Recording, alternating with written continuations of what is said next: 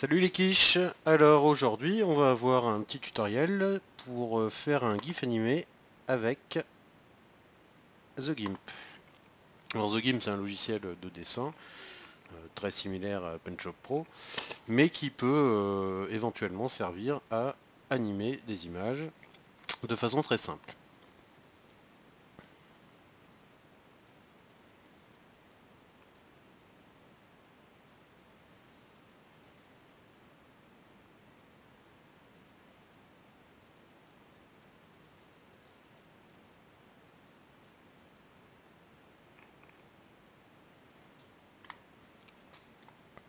Voilà. Alors, pour commencer rapidement, qu'est-ce qu'un GIF animé? Un GIF animé c'est tout simplement une image qui bouge parce qu'en fait elle est constituée d'une succession d'images. Alors, exemple, puisque j'en ai fait une tout à l'heure, et on va faire quelque chose de très similaire. Exemple par exemple, cette image-ci, qui est une carte animée. Voilà. En réalité, ce qui se passe, c'est qu'à intervalles prédéfinis, des images défilent les unes après les autres. Alors, nous allons réaliser une carte semblable très rapidement. Alors, comment faire pour, dans une seule image, avoir plusieurs images? Avec The GIMP, c'est plutôt très simple. En réalité, on va avoir une seule image, mais constituée de plusieurs calques. Alors, il nous faut bien sûr la fenêtre des calques aussi, donc pour l'instant je n'en ai aucune. Et en fait ici je vais faire un GIF animé à partir de 16 images. Et pour simplifier la manipulation, plutôt que de créer des calques, etc., je vais ouvrir chaque image comme un calque.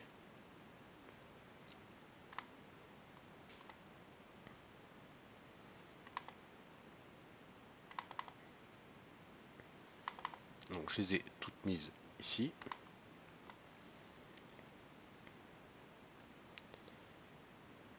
Et je vais ici ouvrir toutes ces images en tant que calque. Donc je recommence. Ouvrir en tant que calque. Je retourne dans mon dossier.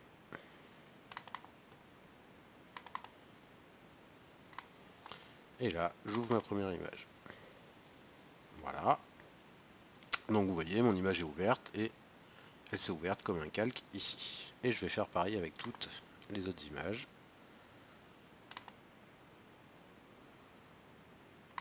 Les unes après les autres.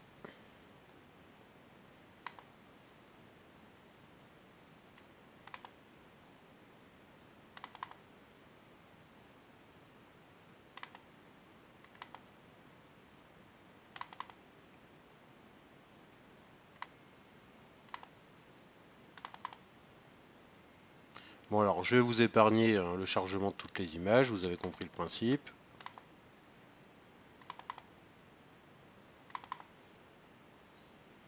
Et voilà, donc tous mes calques sont ici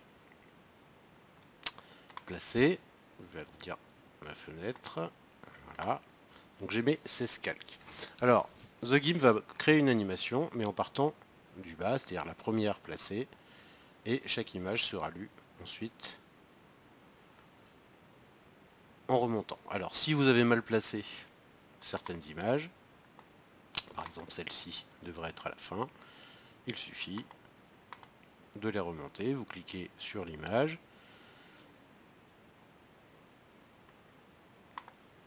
Voilà, et ici, vous remontez le calque.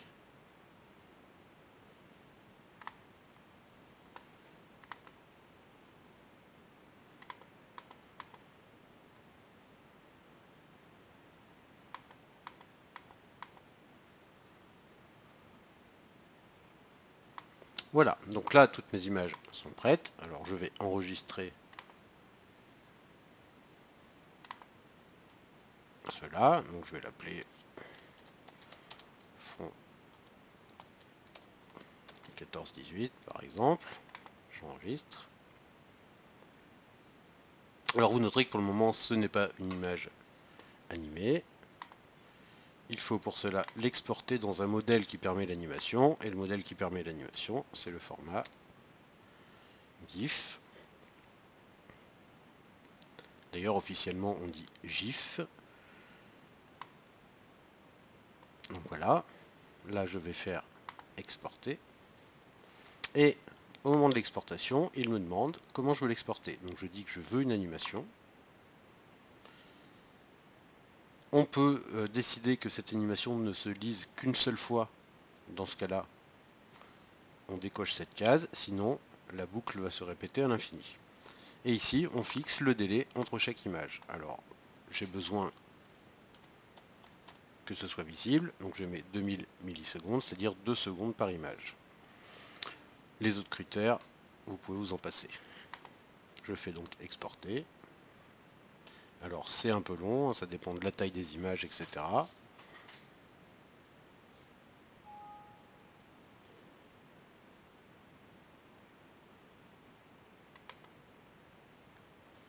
Et voilà. Donc mon exportation est faite. On n'a plus qu'à aller vérifier à l'endroit où j'ai exporté.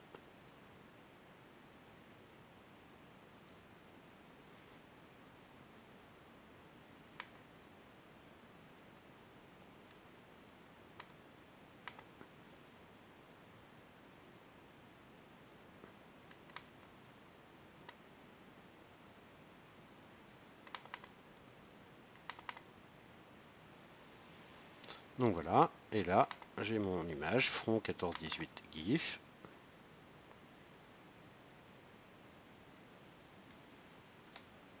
Et voilà, donc l'animation fonctionne. Donc j'aurais plus qu'à faire des annotations pour changer par exemple le titre, etc.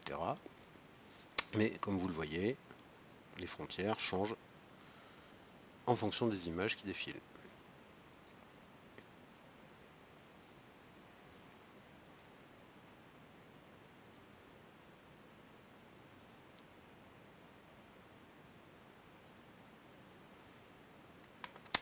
Voilà. Alors il est aussi possible, si par exemple vous voulez que une des images de votre série, on va fermer les outils inutiles, dure beaucoup plus longtemps. Alors par exemple, je voudrais que l'image de fin dure plus longtemps avant que la boucle reprenne. Il est possible d'indiquer un temps spécifique pour une image, c'est-à-dire que j'avais mis 2 secondes entre chaque image, et je veux que celle-ci reste plus longtemps. Alors je vais faire quelque chose de simple.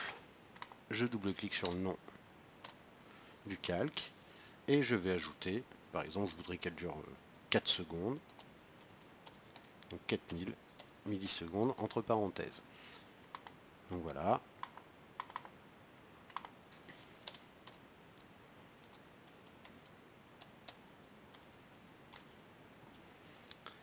En ajoutant cet attribut, cette image uniquement durera 4 secondes. Et ensuite, vous refaites l'exportation telle qu'on vient de la faire. Allez, salut les nuls, et à bientôt pour un prochain tutoriel.